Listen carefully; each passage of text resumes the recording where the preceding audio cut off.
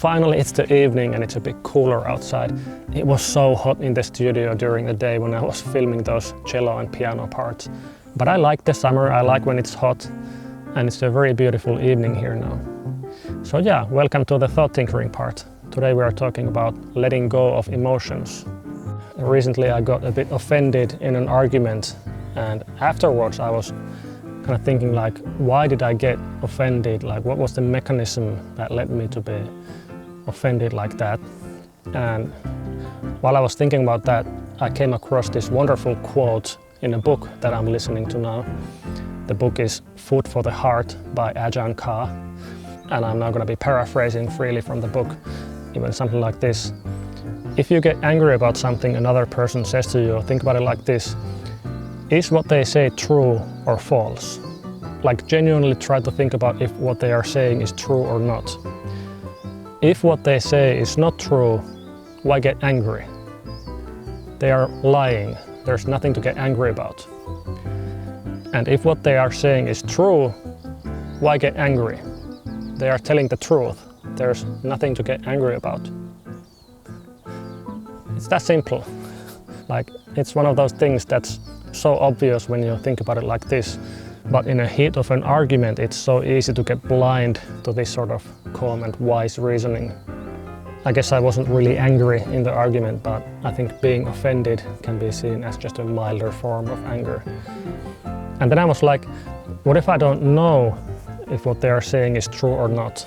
Like, often things are gray and they are not black and white, and it might not be possible to know the truth in that moment. And Ajahn Chah didn't even need to say anything. I was like, if you don't know if what they say is true, why get angry? You don't even know if it's true or not. There's nothing to get angry about. And yeah, eventually it of course boils down to just, why get angry? There's nothing to be angry about. Like, anger is a natural emotional reaction. You shouldn't try to suppress it. It's a very useful indicator of many things, and it can cause harm if it's forcefully suppressed. You should let it come freely and face it openly and without judgment.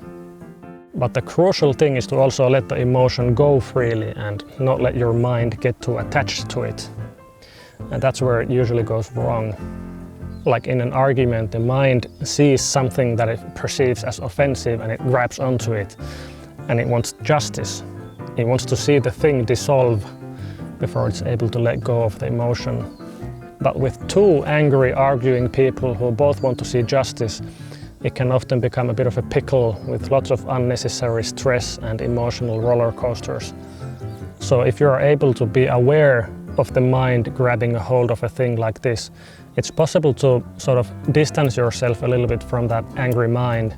And if you can do that, it loses a lot of its energy and things become much more calm and manageable.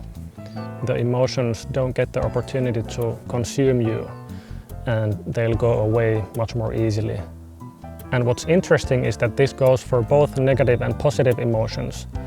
It's not a good idea to get too attached to positive emotions either, because it leads to suffering down the road when things inevitably change and the feeling goes away.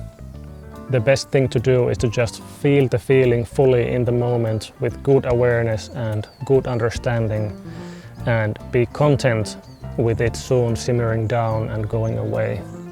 That's how you can be content with everything, both the good and the bad.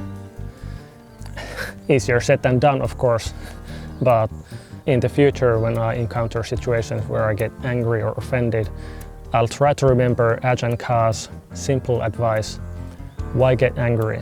There's nothing to be angry about. Okay, thanks for watching the video. I'll see you later. Bye.